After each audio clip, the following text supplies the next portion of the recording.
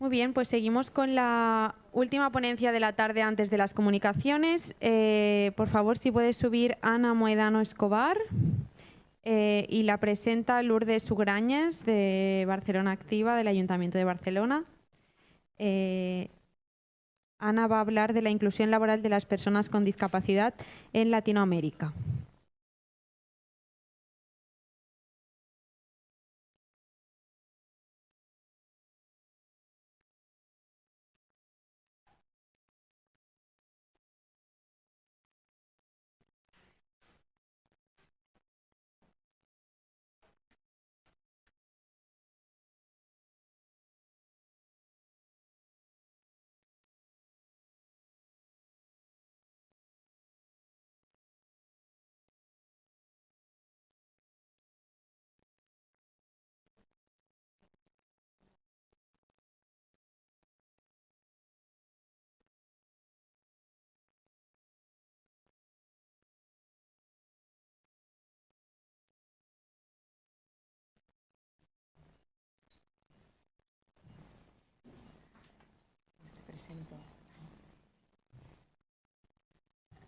Buenas tardes, buena tarde. Buenas tardes a todos los que estáis aquí en la sala y los que nos siguen también por streaming, porque ya nos han comentado que tenemos muchos seguidores, con lo cual saludos a todos y a todas. Tengo el placer de presentaros a Ana Moedano Escobar. Ana es licenciada en Derecho y en Ciencias Políticas y de la Administración por la Universidad de Salamanca, posgraduada IDEA en Políticas Europeas de la Universidad Complutense de Madrid. Y es especialista universitaria en igualdad de oportunidades y magíster en Dirección y Gestión de Sistemas de la Seguridad Social por la Universidad de Alcalá. Trabajó como asesora en la Agencia Española de Cooperación Internacional para el Desarrollo y en la Secretaría General de la Política Social en el Ministerio de Sanidad y Política Social de España. Y en Bruselas como coordinadora de proyectos internacionales y tareas de incidencia política relativas a la discapacidad y políticas sociales europeas para fundaciones y otras entidades en economía social. Asimismo, ha colaborado con diversas instituciones públicas, ONGs y plataformas asociativas juveniles. Fue directora de Programas de Servicios Sociales y Equidad de Género en la Organización Iberoamericana de la Seguridad Social, donde actualmente ejerce como vicesecretaria general. Buenas tardes, señora Moedano. Hoy tenemos la suerte de contar con ella para hacernos una reflexión, una presentación de lo que significa la inclusión laboral de las personas con discapacidad en Latinoamérica. Adelante. Muchísimas gracias. Muy buenas tardes a todos y a todas. La verdad es que es un placer poder estar aquí con ustedes esta tarde. Además, en una ciudad como Barcelona, que se está caracterizando por las medidas que está poniendo en marcha, entre otros muchos temas. Y si me escuchan, mejor, ¿verdad? Sí. Decía que es un placer estar aquí en el día de hoy, especialmente en Barcelona, que es una ciudad que, entre otros temas, se está caracterizando por las medidas que está poniendo en marcha para las personas con discapacidad. Yo quería comenzar agradeciéndoles la posibilidad de poder compartir algunas reflexiones con ustedes en el día de hoy. Muchas gracias a la Fundación Derecho y Discapacidad y al resto de las entidades organizadoras de este evento. Y además de agradecerles, quería felicitarles, porque es el cuarto Congreso Nacional ya, pero es el primero internacional. Y me parece que es especialmente relevante que comparemos la situación con otros países, que abramos ese plano de nuestra Cámara y que comparemos lo que vivimos en nuestras realidades, en nuestro día a día, con lo que está pasando en otros países. Porque vamos a encontrar muchas semejanzas, seguro, y muchas diferencias también, que yo creo que nos pueden ayudar a entender mejor la realidad que estamos viviendo. Yo les cuento que la Organización Iberoamericana de Seguridad Social es un organismo internacional, tenemos 150 instituciones miembros de todos los países iberoamericanos, los que hablan castellano y portugués, y llevamos desde el año 1954 trabajando en la promoción de los sistemas de seguridad social y de protección social, tanto en pensiones como en atención sanitaria, servicios sociales y seguridad y salud en el trabajo. Y tenemos una línea específica de promoción del empleo de personas con discapacidad porque nos parece que es un colectivo especialmente importante porque, bueno, saben ustedes que la seguridad social, la protección social en los países de Iberoamérica, en muchos de ellos es puramente contributiva, con lo cual si una persona no está formalmente trabajando, no está cotizando a su sistema de seguridad social, no es solo que no tenga pensiones, sino que no accede a una asistencia sanitaria, no accede a servicios sociales, no accede a sistemas de seguridad laboral, con lo cual es especialmente relevante. Pero bueno, Como les digo, me voy a centrar en el tema del empleo, que es lo que nos convoca en el día de hoy, y les quiero hacer dos premisas antes de abordar el tema. Lo primero, les digo desde ya que voy a generalizar un poco. Cuando hablamos de América Latina y Caribe, hablamos como si fuera una región homogénea, y no lo es. Entonces yo les pido ya disculpas desde ahora, por adelantado, porque no es una región homogénea. Nada tiene que ver lo que ocurre en el Cono Sur con lo que ocurre en Centroamérica, con lo que ocurre en México, e incluso dentro de una misma región tenemos desigualdades muy fuertes entre las zonas urbanas y las zonas rurales. E incluso dentro de las propias zonas urbanas hay barrios con niveles socioeconómicos muy altos y cinturones periféricos en los que hay niveles de pobreza, la verdad, bastante graves. Entonces, bueno, pues lamentablemente tengo que generalizar para hacer el abordaje, pero que tengan ustedes eso en mente. Y en segundo lugar, es la falta de datos, la carencia de datos que tenemos cuando abordamos la situación de las personas con discapacidad. Eso sí, es generalizado en toda la región de América Latina y Caribe. Hay formas diferentes de medir la discapacidad, hay formas diferentes de evaluar la discapacidad, no solo entre países, sino incluso dentro del mismo país. Por lo cual tenemos pocos datos y aparte son difícilmente comparables entre sí. Es cierto que en las últimas rondas de censos se están incluyendo ya preguntas relativas a la discapacidad. Hay un grupo internacional en el ámbito de Naciones Unidas, el Grupo de Washington y los subgrupos que se han ido creando que están trabajando esas estadísticas que se aplican en los países para hacerlas más homogéneas y más válidas de alguna manera. Y están haciendo un trabajo estupendo. Yo creo que veremos los frutos en un futuro cercano. Tenemos en torno a 82 millones de personas con discapacidad en toda la región. La OMS calcula que es un 15% de la población. Hay países que ofrecen datos muy superiores a estos, hay países que ofrecen datos muy inferiores, pero son los datos que se recopilan en cada país y como tal tenemos que respetarlo. Déjenme darles 4 grandes pinceladas, 4 elementos que yo creo que definen de alguna manera cómo es la participación de las personas con discapacidad en el mercado laboral en la región. La primera es la inactividad laboral, que es algo que compartimos con las personas con discapacidad de otras regiones, y la informalidad laboral. Y esto sí que es muy específico de la región de América Latina y Caribe. Hay una altísima informalidad laboral para personas con y sin discapacidad. Según la Organización Internacional del Trabajo, en torno al 53% del empleo en la región se hace en la informalidad. El 53% de media. Hay zonas de Perú, zonas de Centroamérica, que estamos por encima del 70% de la informalidad laboral, en personas con y sin discapacidad. Obviamente, entre las personas con discapacidad estos niveles son superiores. Si sumamos esa inactividad laboral a la informalidad laboral, bueno, pues los resultados que nos dan es que las personas con discapacidad acceden de una manera muy precaria al mercado de trabajo. ¿Dónde se emplean formalmente las personas con discapacidad? Bueno, pues sobre todo en el sector público y también en las grandes empresas. Empresas que pues tienen políticas de contratación más estrictas.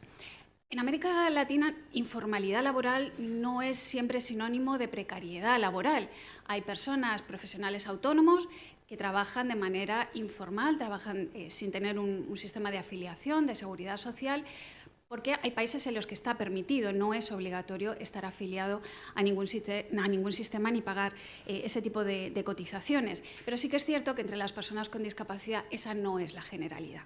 Tenemos muchas personas con discapacidad trabajando en la informalidad, pero en empleos de tipo venta ambulante, venta de pequeños productos de comida, productos alimentarios, pequeñas artesanías. Todas estas personas trabajan sin derechos laborales y sin protección social. Esto significa que cuando llegan a una edad avanzada no pueden pensionarse, obviamente, pero tampoco tienen acceso a servicios sanitarios porque no están cotizando. Acceden a unos servicios no contributivos que en algunos países es una atención médica muy básica. Por eso también han sido uno de los colectivos más afectados durante la pandemia. Durante todo el tiempo que duró el confinamiento en América Latina y Caribe, todas las personas que trabajaban en la informalidad, sobre todo en los espacios públicos, se vieron impedidas de realizar ese trabajo porque no podían salir a la calle y se vieron muy afectadas por esos efectos de la pandemia. El segundo elemento que yo creo que caracteriza el empleo de las personas con discapacidad en la región es precisamente esa precariedad que tiene el empleo. No solo en la informalidad, sino que son empleos de corta duración, son empleos a tiempo parcial, con salarios muy reducidos. Muchos de ellos son empleos que se crean simplemente para cumplir los sistemas de cuotas. Algunas de estas cosas les suenan porque las hemos hablado ya esta mañana, también hablando de España, pero esto se repite quizá un poco amplificado en América Latina y Caribe. Trabajos de baja cualificación, trabajos intermitentes, con entradas y salidas del mercado de trabajo frecuentes. ¿Quiénes tienen mayor dificultad para acceder a ese mercado laboral? Pues no les descubro nada nuevo. Las mujeres con discapacidad, las personas jóvenes con discapacidad, las personas adultas mayores con discapacidad, que al no tener derecho a una pensión siguen trabajando hasta edades muy avanzadas, las personas afrodescendientes y las personas con discapacidad que viven en entornos rurales. También, igual que sucede en otras regiones, las personas con discapacidad intelectual están también entre las que más dificultades tienen para acceder y para mantener un empleo en la región. El tercero de los elementos, que es curioso, cuando menos, es que hay un nivel relativamente aceptable de reconocimiento de derechos. Cuando hablamos de legislación, hablamos de normativa, existe una normativa básica. Por supuesto que es muy mejorable, muy completable en muchos aspectos, pero existe, está ahí, tenemos los mimbres básicos de trabajo. ¿Qué ocurre? El papel lo sostiene todo y la ley está ahí. El problema es llevar esa ley a la práctica. Y las leyes no siempre se aplican en su totalidad. Ahí está recogida la discapacidad, incluso en los textos constitucionales de muchos de los países. Está ratificada la Convención. Hay leyes, hay medidas para promover el empleo de las personas con discapacidad, pero no tienen los resultados que se esperan. Y el cuarto y último de los elementos que describe un poco la situación del empleo sería la multiplicidad de actores que operan en este sector. Opera el sector público, por supuesto. Hay una institucionalidad de la discapacidad, una institucionalidad que se ocupa de promover las políticas de empleo de personas con discapacidad. ¿Qué ocurre? Que esta institucionalidad está muy segmentada, está muy parcializada. Dentro del sector público, dentro de las instituciones, operan, por ejemplo, los ministerios de Desarrollo Social, que se ocupan a veces de las políticas de promoción del empleo de personas con discapacidad, en ocasiones los ministerios de Trabajo. Hay entidades que se llaman CONADIS, SENADIS, dependiendo un poco del lugar, tiene una terminología diferente, pero para que ustedes lo entiendan, que muchos de estos países son los entes supervisores de las políticas de discapacidad, incluyendo las de empleo. Son entidades que están formadas por unidades interministeriales de los distintos órganos del Gobierno. Participan también las organizaciones de personas con discapacidad y sus familias.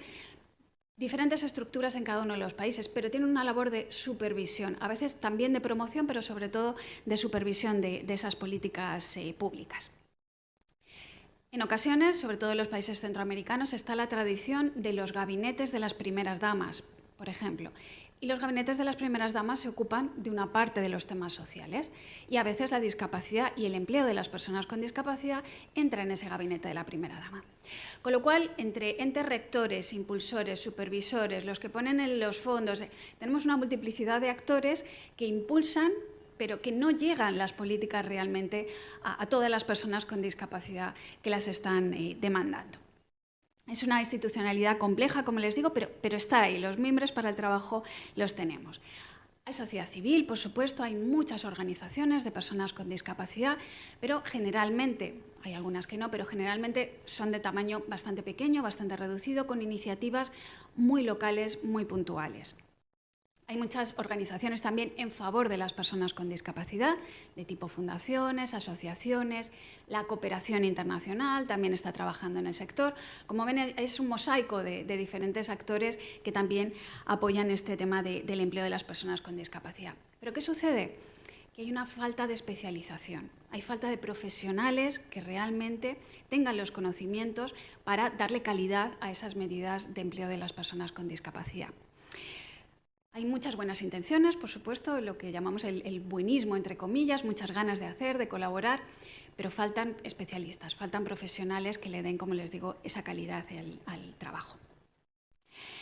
¿Qué se puede hacer frente a esto? ¿Qué retos tenemos? ¿Qué medidas se pueden llevar a cabo? Bueno, pues, en primer lugar, respecto a este trabajo del sector público, de las instituciones públicas, verán, ya se están haciendo cosas. Por ejemplo, las leyes de cuotas. 14 países de la región tienen leyes de cuotas. ¿Sí? Van desde, la más bajita es la de Chile, que tiene un 1% de reserva de empleo público, hasta el 5%. En ese abanico, distintas opciones. Está la medida. ¿Qué ocurre? Que rara vez se aplica. Aquí sería muy importante que las inspecciones laborales, las inspecciones de trabajo, funcionaran también para verificar que se cumplen esas cuotas de empleo público y que se aplicaran las multas en los países en los que existen, porque no en todos hay un sistema sancionador ante el incumplimiento de estos sistemas de cuotas, que realmente en los que se apliquen esas sanciones, aunque sea a modo un poco aleccionador para el resto de las empresas e instituciones públicas que no lo están poniendo en marcha. También ocurre que muchas de estas ofertas de empleo, sobre todo el empleo público, no hay personas con discapacidad que se candidaten para cubrir esas ofertas. ¿Qué ocurre? Que nos estamos moviendo siempre en un círculo de personas que están en el circuito más cercano a las instituciones o a las organizaciones de personas con discapacidad. Y son esas personas que están más cercanas quienes reciben las ofertas de empleo, quienes reciben las ofertas de formación, quienes están un poco en la órbita de nuestro trabajo.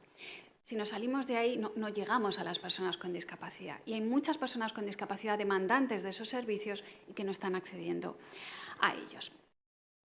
Hay servicios públicos de empleo, por supuesto, que tenemos las dos opciones, bien servicios públicos de empleo que están especializados en el empleo de personas con discapacidad, y tenemos también de manera transversal países en los que están trabajando, como les digo, transversalmente, hacer accesibles los servicios de empleo para que cualquier servicio pueda atender a las personas con discapacidad, que no sea un servicio aparte solo para la discapacidad. Tenemos ambos. Se está trabajando en ello, por supuesto, pero aún nos queda mucho camino por avanzar. El sector público tiene también prestaciones sociales, prestaciones no contributivas. Esto lo hemos visto durante la pandemia, que se han puesto en marcha en distintos países de América Latina nuevas prestaciones dirigidas a toda la población en general, pero a quienes se encuentran en los estratos socioeconómicos más bajos, donde hay una mayoría de personas con discapacidad. Como les digo, se han puesto en marcha muchas medidas, muchas prestaciones sociales. Son prestaciones que a veces son dirigidas solo a la discapacidad o una línea va hacia las personas con discapacidad, y en otras son prestaciones, como les digo, generales para todas las personas que las requieran, pero de las que se benefician muchas personas con discapacidad. ¿Qué ocurre con estas prestaciones? Bueno, pues que en muchos casos no son compatibles con el recibir un salario. Con lo cual, la persona con discapacidad tiene que elegir si se mantiene como receptora de esa prestación y renuncia a su salario o bueno, pues, entra en el mercado de trabajo. ¿Qué ocurre con ese entra en el mercado de trabajo? Que el puesto de trabajo al que accede pues es un puesto de trabajo en muchas ocasiones precario, no tenemos claro si va a poder continuar. Es un reto al que se enfrenta la persona de renunciar a uno o a otro. En muchos casos, estas prestaciones sociales, que obviamente son muy necesarias, que han sacado a muchas personas con discapacidad de la línea de pobreza e incluso de la línea de indigencia, a veces desincentivan también el acceso al mercado de trabajo. Por eso tenemos que trabajar, y esta es no autocrítica, pero es una llamada de atención al sector de las instituciones de seguridad social para avanzar en hacer compatible con las limitaciones oportunas la percepción de un salario y la percepción de una prestación no contributiva. Prestaciones no contributivas que además, al mismo tiempo, son prestaciones que no generan derechos, no son derechos subjetivos de ciudadanía, sino que están sujetas a la disponibilidad presupuestaria del momento. Un gobierno tiene X presupuesto, da una ayuda, llega el siguiente gobierno y o bien cambia su prioridad política o bien cambia la disponibilidad presupuestaria y esa prestación se termina. Con lo cual, bueno, pues parece más lógico el apostar por el empleo. En el tema de la formación, los países de la región están apostando fuertemente por la formación de las personas con discapacidad y eso es innegable. Pero ¿qué ocurre? Que en muchas ocasiones es una formación que no está dirigida al empleo. Lo único que te permite una formación es acceder a otra formación que te permite acceder a otra formación. Entonces estamos creando estudiantes eternos, de alguna forma, que no acceden al mercado laboral. Hay también un trabajo importante a la hora de hacer más accesible la educación general para todas las personas con discapacidad, porque vemos que hay un importantísimo número de personas con discapacidad que se quedan en la primaria y la secundaria y acceden rara vez o bien a formación profesional superior o bien a la universidad. Voy terminando. En tercer lugar, el tema de la accesibilidad es clave en la región. Conocen ustedes que en América Latina y Caribe pues las distancias son enormes, incluso dentro de un mismo país. No existen las infraestructuras suficientes y muchas de ellas pues no son accesibles. Por eso tenemos que trabajar en los códigos técnicos de edificación, por ejemplo, para hacer instalaciones accesibles, la accesibilidad virtual, también muy importante, la formación de arquitectos, diseñadores, etcétera, y la accesibilidad de los entornos virtuales. También, simplemente por enumerarles algunos retos más, la población con discapacidad en ámbitos rurales tienen realmente serios problemas para acceder al empleo digno y de calidad. Las pequeñas y medianas empresas, casi todo el tejido empresarial, mayoritariamente en todos los países, es pequeña y mediana empresa. No acceden a las personas con discapacidad al empleo en estos entornos. Los agentes sociales, hablaban esta mañana en la mesa de agentes sociales, todavía está en el debe la implicación de los agentes sociales con el empleo de las personas con discapacidad en la región. Los problemas para emprender que tienen las personas con discapacidad en América Latina y Caribe por la falta de acceso al crédito en las entidades financieras. Y por último, la brecha digital. Estamos digitalizando muchísimos procesos, tanto en el sector público como en el privado, que permiten el empleo de las personas con discapacidad. Lo que sucede en la región es que hay una brecha digital importante. Las personas con niveles socioeconómicos más bajos tienen muchas dificultades para acceder a comprar esos productos, a comprar el ordenador, a comprar el teléfono, a poder pagar un Internet de alta velocidad. Bueno, eso tenemos que tenerlo también en cuenta si estamos promoviendo el empleo que tenga como fin esa digitalización o que sea un medio para lograrla. Yo con esto termino, creo que estoy en tiempo, ¿sí? Muchas gracias. Perfecto. Muchas gracias.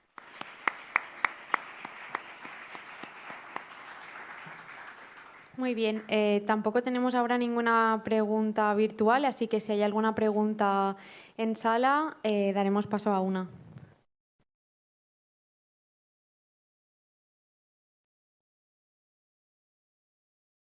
Ha quedado todo muy claro, la verdad. Sí. A mí, si me permitís, ¿sí? Y tanto. Como estamos en tiempo, ¿no? Sí que me ha creado como desde la Organización Iberoamericana para hacer cómo elaboráis el traspase de buenas prácticas, ¿no? Porque creo que tenéis un escenario de lujo, ¿no? Podéis ver cómo se aplican dentro de lo que es cada país el desarrollo, ¿no?, de estas estrategias para las personas con discapacidad y cómo cocináis, cómo elaboráis, ¿no?, el traspase de información, la posibilidad de conocer otras experiencias. Sí, pues tenemos dos líneas de trabajo en ese sentido, porque ese es uno de nuestros ejes básicos: compartir experiencias, buenas prácticas, aprender de las cosas, tanto de las que salen bien como de las que salen mal, porque de eso también se aprende mucho y podemos aprender unos de otros pues de una manera bastante fluida. Tenemos dos líneas, una dirigida a instituciones públicas. Ahí tenemos 16 países de la región que están contribuyendo de una manera mucho más intensa a ese intercambio de experiencias y de buenas prácticas. Tenemos, una vez al año, damos cursos de formación presenciales para personal funcionario de las instituciones en general, para que conozcan qué medidas poner en marcha, cuáles funcionan mejor, cuáles peor y, sobre todo, cómo realizar esas tareas de gestión. Creo que es este, quizá. No sé cuál es. Lo parto Tenemos esos cursos de formación para personal funcionario. Dirigida al sector público, tenemos encuentros de personal a nivel de directores generales. No existe esa figura en todos los países, pero similares, tanto del ámbito de empleo de los ministerios de trabajo como del ámbito de las políticas de discapacidad de todos los países de la región. A veces ni siquiera dentro de un mismo país se conocen esas dos figuras, la persona responsable de las políticas de discapacidad y de los temas de empleo. Bueno, pues es un espacio también de encuentro incluso dentro de los mismos países. Esa es una vez al año. Y bueno, pues tenemos también distintos materiales que les ofrecemos en línea, cursos de formación virtuales, etc. Y luego, de cara al sector privado, hemos impulsado la creación de la Red Iberoamericana de Empresas Inclusivas, la RIEI, que agrupa tanto plataformas nacionales de empresas inclusivas como empresas que tengan programas de contratación, de promoción del empleo para personas con discapacidad. Esta red, la RIEI, bueno, pues tiene su propia junta directiva, ahora mismo tiene la presidencia México. Pues proponen las actividades que desde las propias empresas quieren llevar a cabo. entre empresas, bueno, pues hablan también su mismo idioma, comparten sus necesidades, comparten también productos. ¿Cómo hacer accesible una entrevista de trabajo? Bueno, pues si hay que hacer un curso de formación o una guía especializada, se realiza para todas las empresas y las entidades del sector. Y después, una vez al año, tenemos un gran foro que se llama el Foro Iberoamérica Incluye. Es un foro tripartito. Participan tanto las entidades de la sociedad civil como los gobiernos y también las organizaciones empresariales, empresas de todo tipo, de todos los países de la región, para hablar específicamente de empleo de personas con discapacidad. Entonces, bueno, pues tenemos sesiones en las que comparten sus experiencias, pero quizá lo más enriquecedor, como sucede en muchas conferencias, es lo que sucede en los pasillos, porque ahí es un espacio informal en el que pueden comunicarse una entidad de personas con discapacidad pequeñita, por ejemplo, con el gobierno de su país para informalmente contarse cómo están sucediendo las cosas. Y eso nos parece un espacio muy enriquecedor también para generar ese intercambio de buenas prácticas, presentar inquietudes y aprender todos de todos. Muchas gracias. Realmente muchas actividades para fomentar esta relación entre los países. Gracias. Muy bien, pues muchísimas gracias por su participación.